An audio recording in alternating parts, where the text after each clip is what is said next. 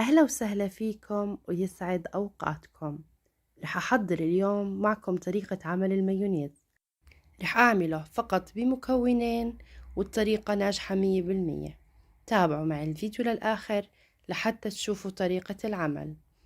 استخدمته هون للمايونيز بعمل سندويشات الشاورما، قوامه كتير جيد.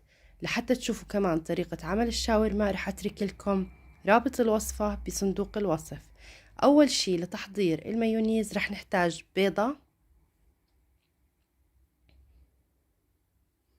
وكمان ملعقة صغيرة من الملح، وملعقتين من عصير الليمون. طبعا اختياري، تقدر تحطي سنين من الثوم، أنا ما حطيت. ورح أحط 150 جرام من الزيت النباتي.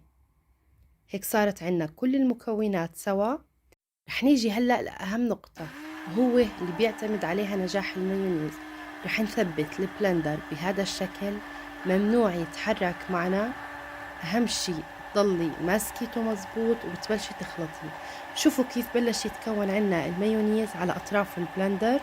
منضل بهذا الشكل لحتى تقريبا كل الكمية عنا تصير مايونيز.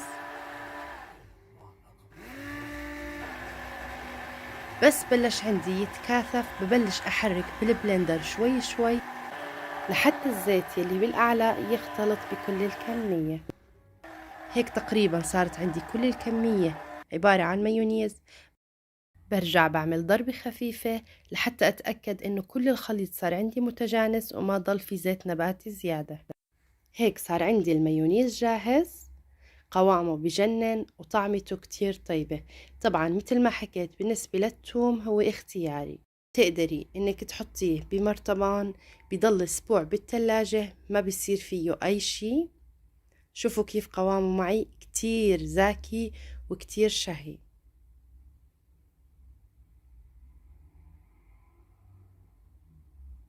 هيك صارت عندي كل الكمية جاهزة، وصحتين وعافية. بتمنى إذا عجبكم الفيديو تعملوا اشتراك بالقناة ولايك للفيديو إذا عجبكم. بالنسبة لطريقة عمل سيخ الشاورما رح أترك لكم رابط الوصفة بصندوق الوصف.